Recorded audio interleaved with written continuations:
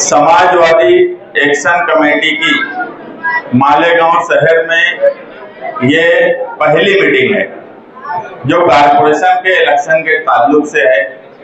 आज की मीटिंग के सदर निसार मुकादम साहब, मीटिंग ऑर्गेनाइज करने वाले हमारे आपके सबके चाहते अब्दुल बाकी राशन वाले, सुहेल अब्दुल करीम, अनीस सरदार साहब, एडवोकेट तौसीफ, जाहिद मौलाना, खालिद ठंडे, दाल मुकादम साहब और वार्ड के तमाम ही जिम्मेदार वर्कर्स, मैं आप सभी लोगों का इस्तेकबाल करता हूं कि ये पहली मीटिंग है और खचाखच भरा हुआ है।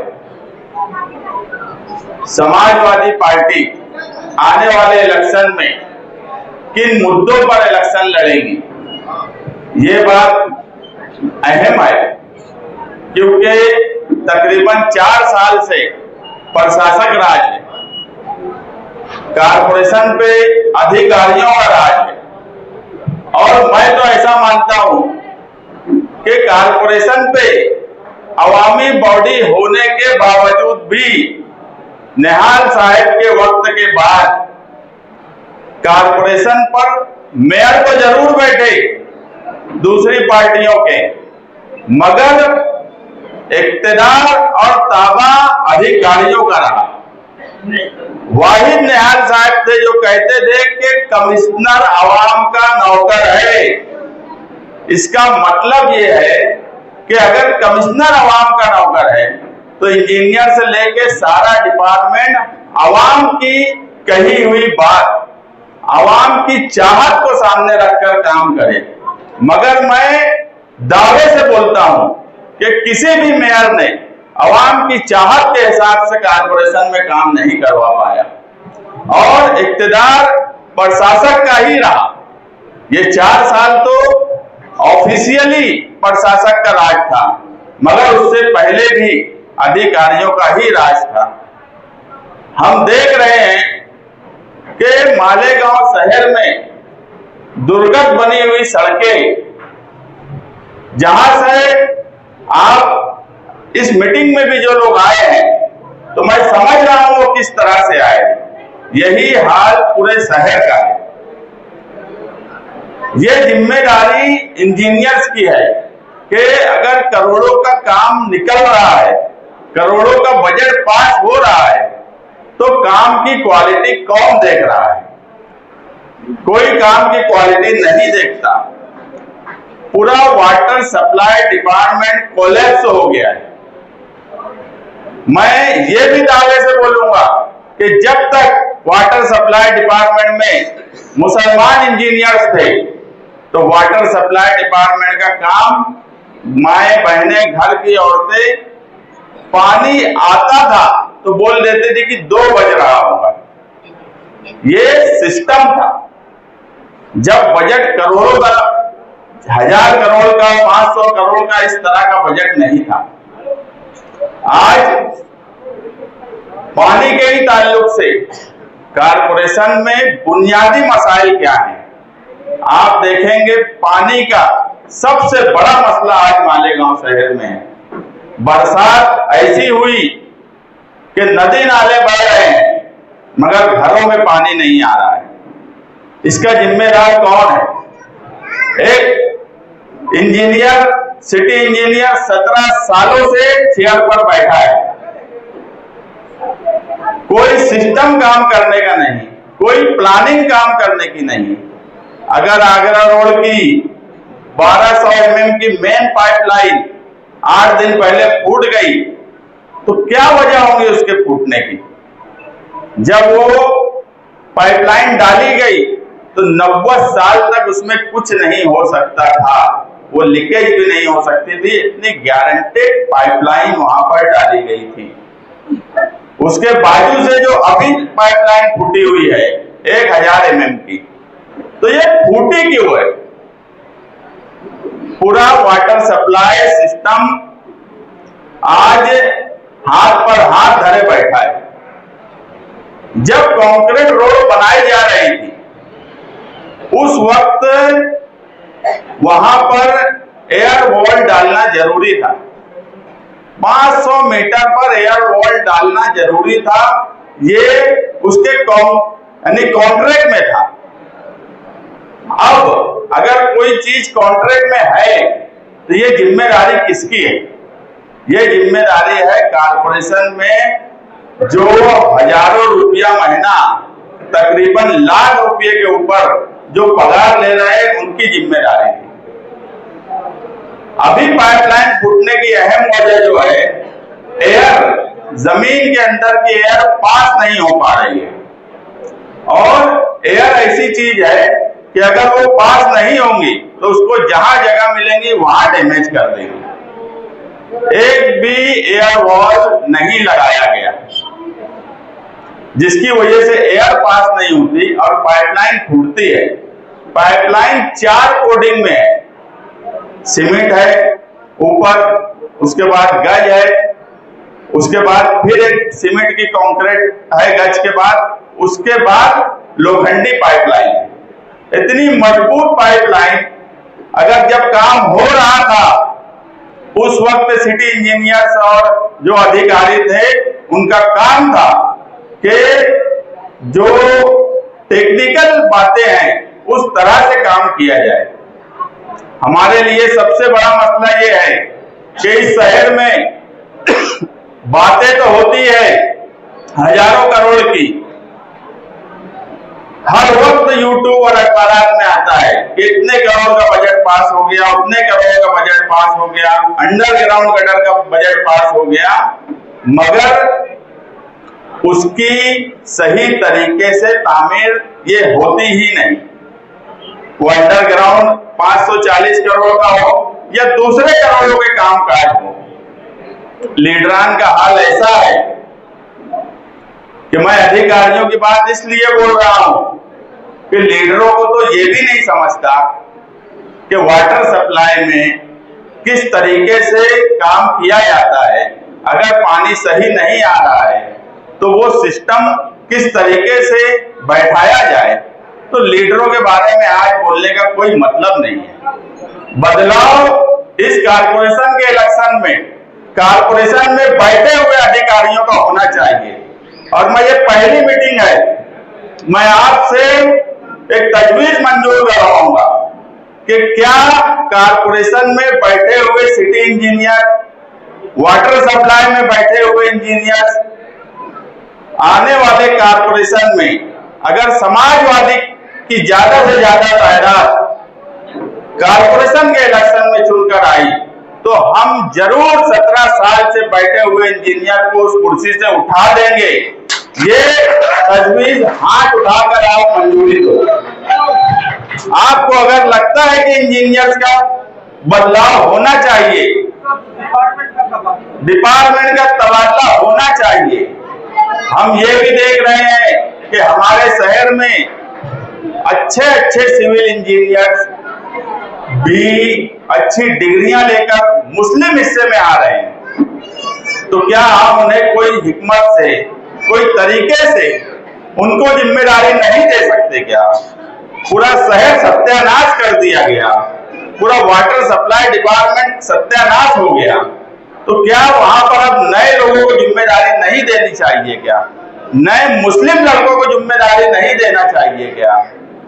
मेडिकल फील्ड में नए लोगों को जिम्मेदारी नहीं देना चाहिए क्या? आज सिविल हॉस्पिटल, वहां पर जब मरीज जाता है तो उसी से सलाइन भी मंगवाई जा रही है, उसी से दवा भी मंगवाई जा रही है। और सितम ये कि वहां पर कोई बेड नहीं है लोगों के लिए। ये अलग बात है कि कुछ लोग महीनों से आराम कर रहे हैं वहां। जो गरीब, जो सेठ हैं, जिनके ऊपर संगीन इल्जामात हैं, जिनके ऊपर संगीन इल्जामात हैं, सिविल हॉस्पिटल उन्हें आराम जरूर दे रहा है। आप जाकर देखिए सिविल हॉस्पिटल में, सुबह में जाइए, लोग जनरल हॉस्पिटल के नीचे है, लोग जमीन पर है। सिविल हॉस्पिटल में जाता कौन है? गरीब आदमी जाता है, जो खर्च करके अपना इलाज नहीं कर सकता, वो लोग जाते हैं। तो क्या उन लोगों से दवा, गोली, सलाइन, हर चीज मंगवाना, तो फिर वो हमारे जो BOMS डॉक्टर्स हैं उनसे ही इलाज क्यों ना करवा लें? बोलने का मतलब ये है कि जो कारपोरेशन की जिम्मेदारी है बुनियादी सहूलत देने की, उसमें कारपोरेशन के अधिकारी, प्रशासक पूरी तरीके से नाकाम हो चुके हैं। उनका सिर्फ एक ही काम है, सालों से ये बात हम भी बोलते आए हैं, दूसरे लीडरान भी बोलते रहे हैं कि परसेंटेज लेते हैं, कमीशन लेते हैं, टक्केवारी लेते हैं। उनके लेते लेते लीडरान वो अगर 4 लेने लगे तो लीडरान 20% लेने लगे। ये अलग बात है। मतलब ये कि ये पूरा सिस्टम अब बदलने की जरूरत है। ये इलेक्शन में सिर्फ सियासी पार्टियों का इक्तिदार बदली हो, ये नहीं होना चाहिए।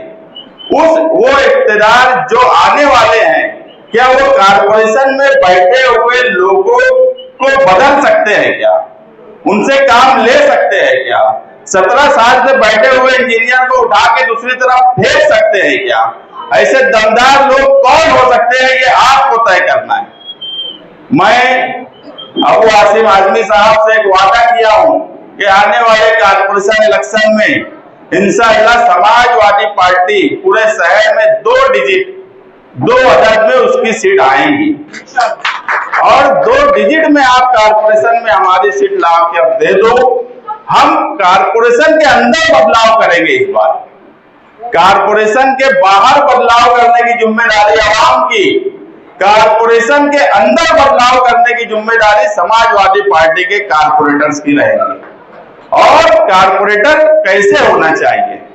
जिनको समझता है, जिनको कारपोरेशन समझती है, जो अधिकारियों से काम ले सकते हैं, जैसे हमारे अब्दुल बाकी भाई। ऐसे लोग को कारपोरेशन में लाने की जरूरत है। मुझे वार्ड नंबर 6 में बहुत से लोग ख्वाहिशमंद आ रहे हैं पार्टी के जिम्मेदारों के पास कि हम भी ख्वाहिशमंद हैं, हम भी ख्वाहिशमंद हैं। ख्वाहिशमंद जो है वो हमको ना बताए उनकी ख्वाहिश। जैसे अब्दुल बाकी राशन वाले, ये मुझे आज तक नहीं बोले कि मैं ख्वाहिशमंद हूं। आवाम बोलती है कि हम ख्वाहिशमंद है कि ये इलेक्शन लड़े। वैसे ही इस वार्ड में दूसरे उम्मीदवार भी होंगे जो अवाम जब बोलेंगे कि हम ख्वाहिशमंद है कि फला को दो, तो हम उसको टिकट दे देंगे। इसलिए हमारे पास या हमसे मन्नत समाजत करने के बजाय आप अवाम में जाइए, अवाम का काम करिए, छोटे छोटे काम करिए, वर्कर की तरह काम करिए। जैसे बाकी राशन वाला वर्कर की तरह काम करते हैं, गटर साफ करते हैं, छोटे छोटे मामला करते हैं। अगर कहीं पर एक पानी का मसला आ जाए, कहीं बोरिंग का मसला आ जाए, तो ये वर्कर की तरह काम करते हैं। सेठ की तरह काम करने वाला कारपोरेटर नहीं चाहिए, वर्कर की तरह काम करे। ख्वाहिशमंद आवाम में इस तरह वार्ड नंबर 6 में काम करने की कोशिश करें। जिसको भी समाजवादी पार्टी से लड़ना है, जो भी हमको बोल रहे हैं, हम उनको भी यही बात बोले कि आप आवाम में काम करिए। इलेक्शन जनवरी में हो, इलेक्शन अप्रैल में हो, इलेक्शन एक हिस्सा होता है सियासत में जिस पर अमली तौर पे काम किया जाता है, मगर सही मानों में सियासत में काम करना ये हमारी जिम्मेदारी है। अवामी काम काज करना ये हमारी जिम्मेदारी है। आप अवामी काम काज करिए। इलेक्शन ज्यादा बातें आज ऐसा है कि जिनको इलेक्शन लड़ना है तो बोलते हैं इलेक्शन का होइए, दिसंबर में होइए कि जनवरी में होइए, फिर अभी से कैसे करी। अरे तुम अवामी काम काज करो। मैं ये नहीं बोल रहा कि खर्चा शुरू कर दो, मगर अवामी काम काज तो करो। अवामी काम काज करेंगे अगर तो इलेक्शन जब भी होइए अवामी ख्वाहिश पर वार्ड नंबर 6 में हम लोग उम्मीदवारी देंगे, ना कि उम्मीदवारी की ख्वाहिश पर। यह बात मैं बिल्कुल साफ कर दे रहा हूं। गठबंधन की कमेटी बनी है, वो बातचीत कर रही है। गठबंधन होगा नहीं होगा आज कोई फैसला नहीं हुआ है। आप समाजवादी का झंडा लो। समाजवादी पार्टी इस वार्ड में, वार्ड नंबर 6 में पहले भी अपना दबदबा रखती थी और इस इलेक्शन में भी मैं तुमको कहता हूं कि वार्ड नंबर 6 में समाजवादी का दबदबा कायम रहने वाला है। बाकी कोई बात की फिक्र मत करो, वो क्या कर रहा है, कौन क्या कर रहा है, हम किसी को किसी के करने को रोक नहीं सकते। आप समाजवादी का झंडा लेकर कामकाज करिए। गठबंधन होगा नहीं होगा ये कमेटी के लोग आगे तय करेंगे, उनकी बातें चल रही है, लेकिन अवामी कामकाज करने की जो जरूरत है वो हम सबकी है और हम सब मिलकर वो कामकाज करें। ये इलेक्शन सिर्फ बुनियादी सहूलत पर ही होने वाला नहीं है, ये मुसलमानों पर जो इज्तिमाई हमले किए जा रहे हैं, ये इलेक्शन उसका भी है। इस इलेक्शन से हमें कई जवाब देना है। आप देखेंगे कि महाराष्ट्र के मुख्यमंत्री देवेंद्र फडणवीस साहब से जब पूछा गया कि महाराष्ट्र में तुम कहां इलेक्शन जीत सकते हैं, तो उन्होंने कहा कि सिर्फ मालेगांव में नहीं। इसका मतलब ये मत समझिए कि वो मालेगांव में इलेक्शन जीतना नहीं चाहते, वो दूसरी लाइन लगाना चाहते हैं और दूसरी लाइन पर आप सबको नजर रखना है। ये इलेक्शन सिर्फ नदी के इस पार का मेयर बैठे यही इलेक्शन होने वाला है। प्लानिंग ऐसी है कि इस मर्तबा बीजेपी और शिवसेना मिलकर इलेक्शन लड़ने वाले हैं, कई अलग अलग गठबंधन होने वाले हैं। बीजेपी और शिवसेना हमेशा अलग अलग इलेक्शन लड़ी है नदी के उस पार, मगर इस बार सुनने में आ रहा है कि मिलकर लड़ेंगी और सीट ऐसी लाएंगी कि उनको इधर से कुछ लोग जो गठबंधन के नाम से उनके साथ तो नहीं होंगे, मगर उनके ही लिए इस हिस्से में इलेक्शन लड़ेंगे। तो उस पर भी नजर रखना है कि कौन सा गठबंधन 45 सीट ला सकता है और कौन सा गठबंधन उस हिस्से के 20-22 सीट का मोहताज है। इस पर भी आप लोगों को नजर रखना है कि क्यों ना इस मर्तबा नदी के इस हिस्से से ही 50 सीट ऐसे लोगों को दे दी जाए जिनको काम करने का तरीका आता हो, जिनको अधिकारियों से काम करवाना आता हो, जो अपना दबदबा रखते हो, जो अधिकारी कमिश्नर को बोल सकते हैं कि ये हमारा नौकर है अगर वो हमारे हिसाब से काम नहीं करता। तो 50 सीट अगर नदी के इस पार से आ गई तो देवेंद्र फडणवीस और शिवसेना जो इनडायरेक्ट कारपोरेशन पे कब्जा करना चाहते हैं उनको आप नाकाम कर देंगे, क्योंकि मालेगांव बीजेपी से भूलता ही नहीं है। तुमने क्या पार्लियामेंट में वोट दे दी वो उनके दिमाग से नहीं निकलता। तो हर हाल में वो कोशिश करेंगे कि अगर कारपोरेशन में उनका गठबंधन और इस तरफ से कुछ लोग उनकी मदद कर दे और वो आ जाए तो मालेगांव शहर को मुसलमानों को सताने में उनको और मजा आएगा। वो मुसलमानों को सिर्फ मजा लेने के लिए सता रहे हैं। सबको पता है कोई बांग्लादेशी नहीं है, कोई रोहिंग्या नहीं है, सब फालतू बकवास बातें हैं, मगर मुसलमान मालेगांव का तकलीफ में कैसे रहे। और अगर कारपोरेशन में उनके लोग आ गए तो ये समझ लो कि तुम्हारी झोपड़पट्टी की जमीन के मसले, मामूली मामूली गलतियां जो हर जगह होती है, क्योंकि कारपोरेशन एक ऐसी जगह है, प्रांत ऑफिस एक अपने सिस्टम से चलती है, पुलिस डिपार्टमेंट अपने सिस्टम से चलता है, मगर सारे मामलात में वो जन्म दाखिले का हो, वो जमीन का हो, वो एजुकेशन से मुंसलिक हो, सारे मामलात में बुनियादी रूल कारपोरेशन का होता है। अगर कारपोरेशन इनके पास आ गई तो वो किस हद तक तुमको परेशान कर सकते हैं इसका अंदाजा भी तुमको आज नहीं होगा। आज उनके पास सिर्फ प्रशासक है, तो उन्होंने हमारा क्या हाल किया है ये आप सबके सामने है। अगर माइनॉरिटी डिफेंस कमेटी नहीं होती तो 1044 लोग जेल में सड़ रहे होते। ये हमारी ही हिकमत अमली थी, ये हमारी ही दूरअंदेशी थी कि हमने सियासी इख्तिलाफ को किनारे रखा और कौम के इज्तिमाई मसले को सामने रखकर एक साथ आए। हमने कोई इलेक्शनी गठबंधन अभी नहीं किया।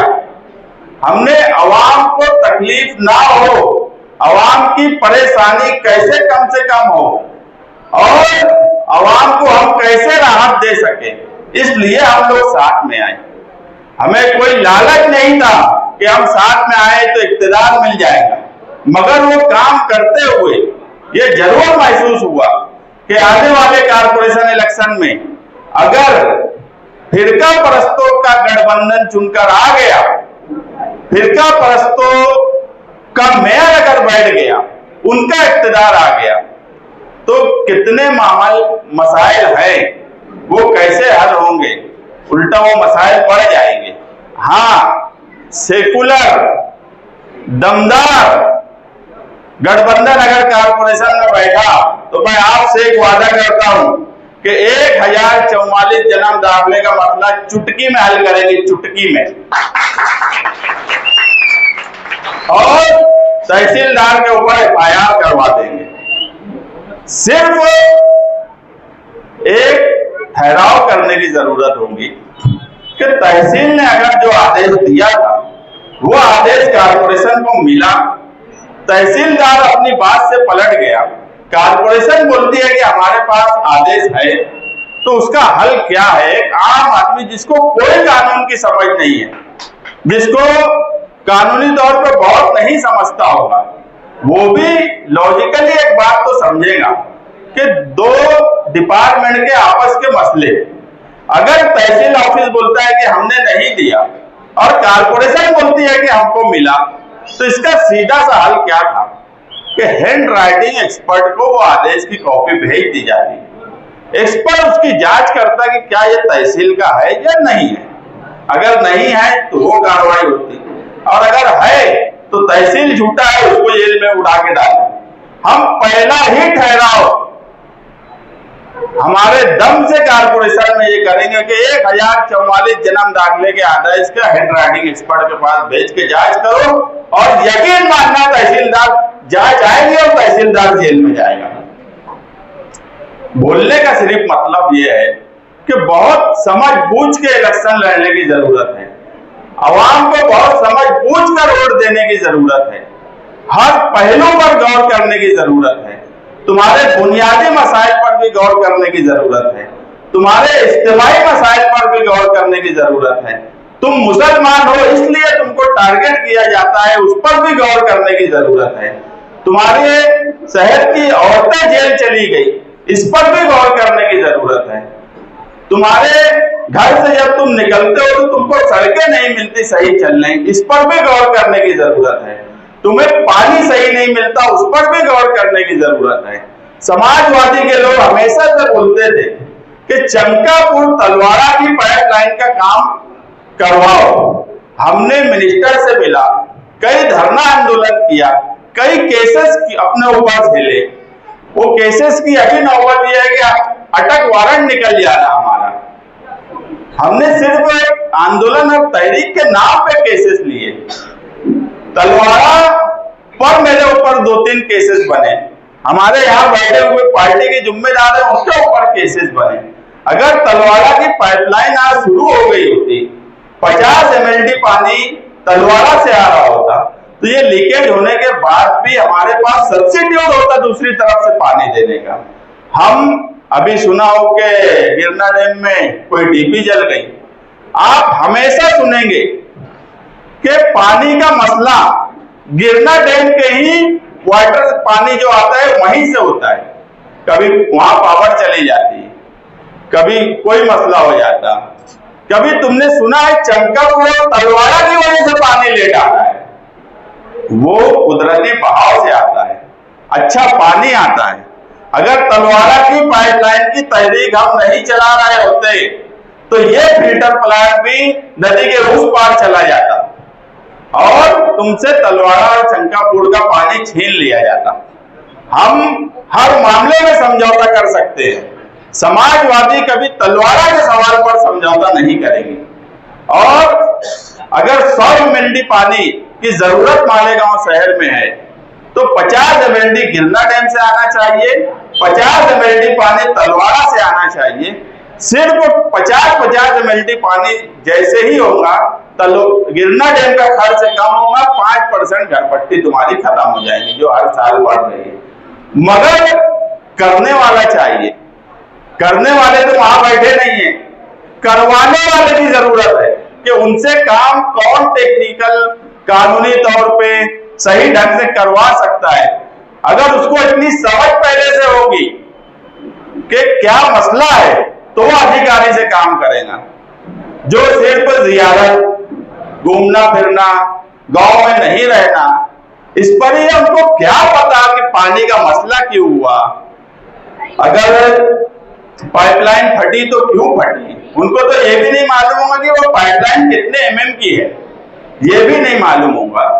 वो क्या काम कर सकते हैं क्या? उनका सिर्फ एक ही मकसद है कि हम मंत्री साहब को कैसे खुश कर दें।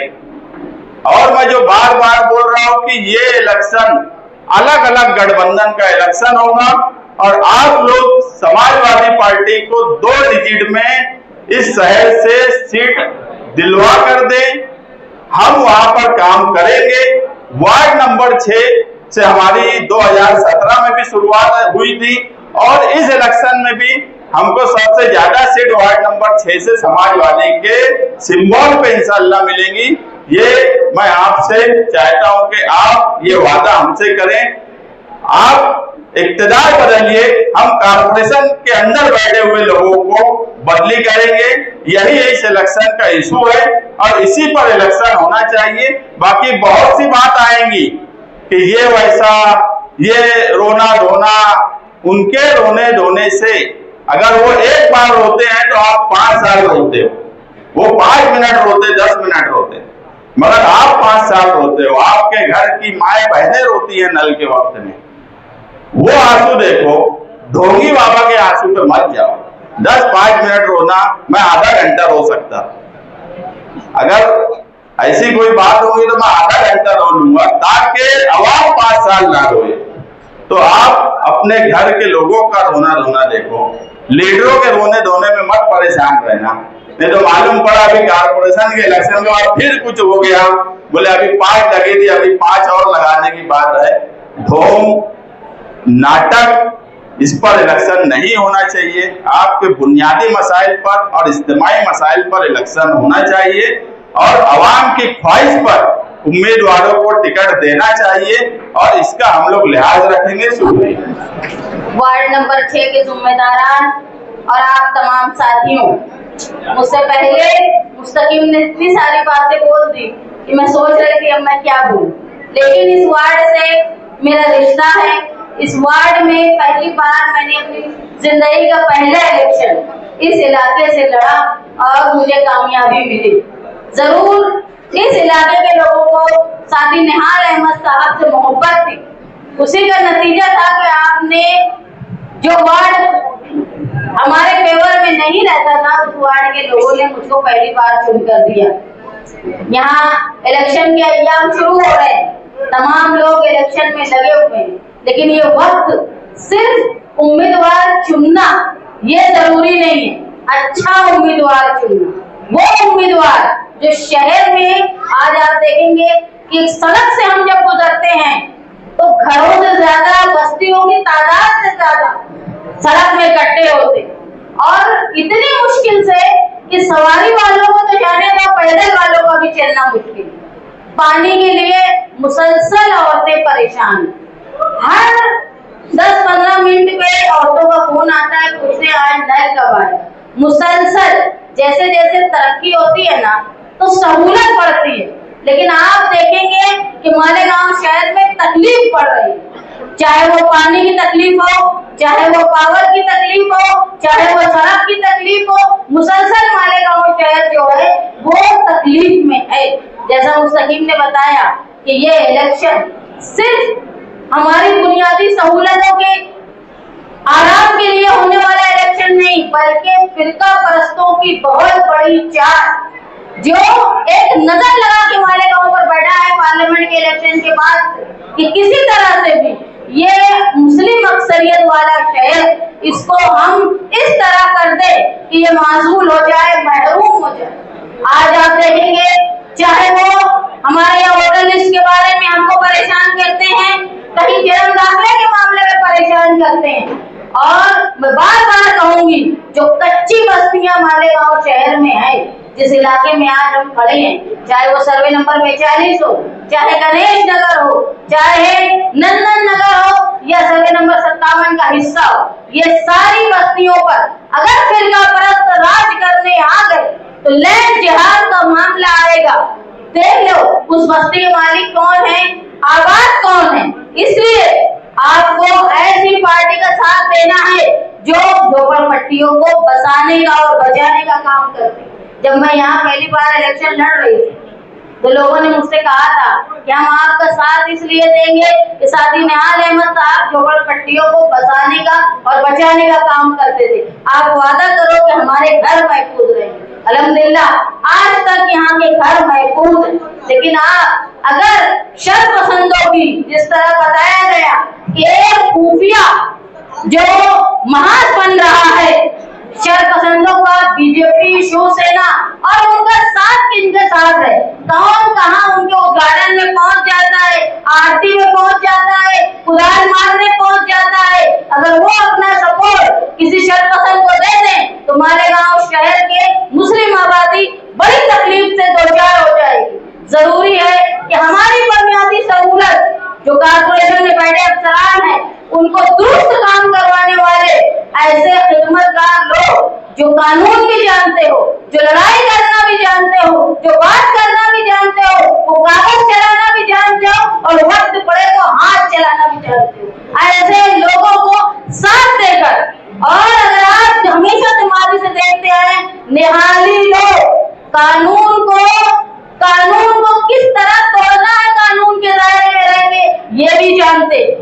जो लोग तुम्हारे खिलाफ जहर उगलते थे, आज कुदरत उनको उनका अंजाम बता रही है। इसलिए जरूरी ये है कि ये इलेक्शन, आने वाले इलेक्शन में हमको इंतहाई जिम्मेदारी से अपनी वोट का हक अदा करना है। ये इलेक्शन जहां हमको हमारी बुनियादी सहूलत के साथ साथ हमारी बस्तियां बसाने और बचाने की कोशिश के लिए भी जरूरी है। अगर हम नादानी कर बैठेंगे, किसी मजहबी बातों के झांसे में आ जाएंगे, जिस तरह हम माजी में आते हैं, तो हमारे घर महफूज नहीं रहेंगे।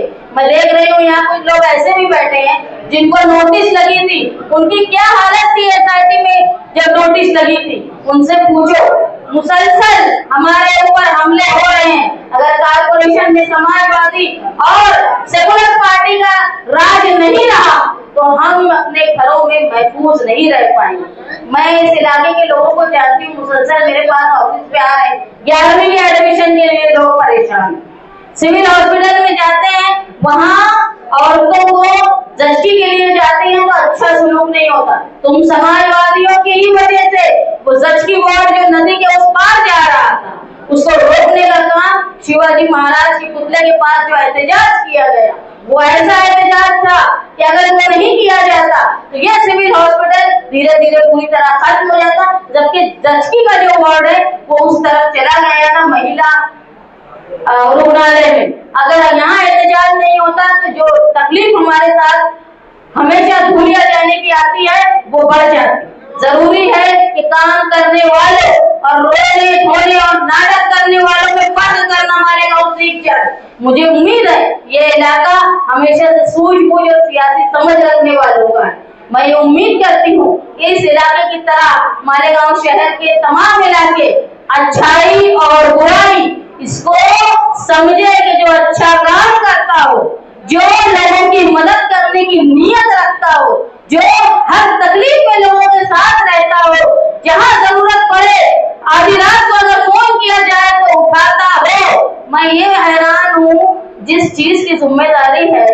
जिस खलीफाओं का दौर ऐसा था कि लोग खलीफा जो है वो नकाब पोश होकर रात में अपनी रियाया को देखा करते थे कि क्या हाल चाल है, कोई भूखा तो नहीं सो रहा है। जहाँ लोग जेल में है, जहाँ लोग परेशान हैं, नल का पानी नहीं आ रहा है, वहाँ ज़ियारत के लिए लोग जा रहे हैं, किस मुंह से जा रहे हैं, मैं इस पे हैरान हूँ। बराबर उसका अल्लाह ताला हिसाब करेगा कि अपने फराइज से भागकर अगर कोई इबादत की जाए तो उसकी क्या हैसियत रहती होगी। मैं आलिम तो नहीं हूँ, लेकिन मुझे जितना समझता है मैं उतना बोल रही हूँ। जरूरी है कि आने वाले इलेक्शन में सियासी बुनियाद पर काम करने वालों का आप लोग साथ दें, समाजवादी पार्टी का साथ दो। हम कारपोरेशन से किस तरह काम करवाना है, हम ऐसे उम्मीदवार आपसे लेकर जाएंगे, आपकी ओर से जो बराबर काम करवाएंगे और मालेगांव शहर को जो बुनियादी सहूलत से महरूम है उसको हम दुरुस्त करने की कोशिश करेंगे। बाकी सारी बातें मुस्तकीम इतनी ज्यादा हो चुके हैं तो मुझे जरूरत नहीं है, आपने मुझे बोलने का मौका दिया, मुझे सदर मोहतरम समाजवादी पार्टी की सदर मोहतरमा शान हिंद साहिबा, हमारे युवा नेता मुस्तकीम डिग्निटी साहब, आए हुए मौजूद शख्सियात, बुजुर्गों, साथियों, जैसे कि आज की एक न्यूज़ ऐसी मिली है कि आने वाला जो कारपोरेशन इलेक्शन है वो जनवरी 2026 में होने के इम्कानात है। आज अक्टूबर का महीना तकरीबन 10 अक्टूबर आज हो चुकी है। एक महीने के बाद असेंबली इलेक्शन खत्म होने को पूरा 1 साल हो जाएगा। आप पिछले 5 साल छोड़ दीजिए, अभी 1 साल जो तकरीबन होने को है, आप देखिए मालेगांव शहर के हालात कैसे है। मालेगांव शहर तरक्की के नाम पर दिन ब दिन पीछे होते जा रहा है। जिनको पावर है, जिनके पास ताकत है, वो कुछ नहीं कर रहे हैं। आज जैसे कि जन्म दाखिले के मामले की अभी बात की गई है, अभी थोड़ी देर पहले मेरे घर पर मेरे ही महल्ले के अब्दुल तव्वाब जो तकरीबन 7 से 8 महीनों से जेल में है, जेल में 7-8 महीने गुजार चुके हैं। उनके घर में कमाने वाले वो अकेले शख्स है, उनके 3 बच्चे हैं, बीवी है, माँ है, बहनें हैं। लेकिन आज देखिए 7-8 महीनों से जेल में होने के बाद आज अगर उनकी कोई मदद कर रहा है तो समाजवादी पार्टी के मुस्तकीम डिग्निटी साहब है या इस्लाम पार्टी के शेख आसिफ साहब है, जो माइनॉरिटी डिफेंस कमेटी के जरिए उनका काम कर रहे हैं। ये काम शहर के एमएलए का था, जिनके पास ताकत थी, जिनके पास पावर थी, लेकिन वो कोई काम नहीं कर रहे हैं। आज उनकी वालिदा, उनकी बीवी और उनके बच्चे मेरे घर पर आए थे। मैं इत्तेफाक से घर पर नहीं था, मुझको घर से फोन आया कि वो लोग घर पर मिलने के लिए आए हैं। मैं उनसे कहा कि मैं थोड़ा दूरी पर हूँ, मैं भी इतनी जल्दी नहीं आ सकता। तो उनको कहना कि कल सुबह जो है मैं कोर्ट की छुट्टी है तो मैं खुद उनके घर पर जाकर मिल लूंगा। उनकी वालिदा बता रही थी कि तकरीबन 4 महीनों से उनके जो अकाउंट था, अकाउंट सीज हो चुका है। एक अकेला शख्स जो कमाने वाला था वो जेल में है, उनका जो अकाउंट था कारपोरेशन का वो सीज हो चुका है। उनके खाने पीने का, उनके रोजमर्रा की जो जरूरत है उसका ख्याल कौन कर रहा? कोई नहीं कर रहा। मैं आप लोगों से ये कहना चाहता हूँ कि आने वाले कारपोरेशन इलेक्शन में अगर हमारा गठबंधन होता है तो आप समाजवादी पार्टी और इस्लाम पार्टी और गठबंधन को ताकत दे, क्योंकि आप देखिए शहर में बिना पावर के अगर इतना काम ये लोग कर रहे हैं, अगर इनके पास कुर्सी होगी, इनके पास पावर होगी तो इंशाअल्लाह ताला मालेगांव शहर तरक्की के नाम पर भी बदलेगा। और जो हमारे शहर में फिरका परस्त तरीके से, अलग अलग तरीके से हमारे शहर को बदनाम करने की कोशिश कर रहे हैं, तो जब इनके पास ताकत रहेगी तो ये और ज्यादा उनसे मेहनत से लड़ सकते हैं। इसलिए मैं तमाम लोगों से, चाहे वो इस वार्ड के लोग हो या मालेगांव शहर के लोग हैं, उनसे मैं ये गुजारिश करता हूँ कि आने वाला जो कारपोरेशन इलेक्शन है उसमें गठबंधन अगर हमारा होता है तो आप इस गठबंधन को भारी अक्सरियत से कारपोरेशन की कुर्सी दें, ताकि हमारे शहर का नक्शा भी बदले और हमारे शहर में तरक्की भी हो। इतनी बात कहकर मैं अपनी बात खत्म करता हूँ। खुदा हाफिज।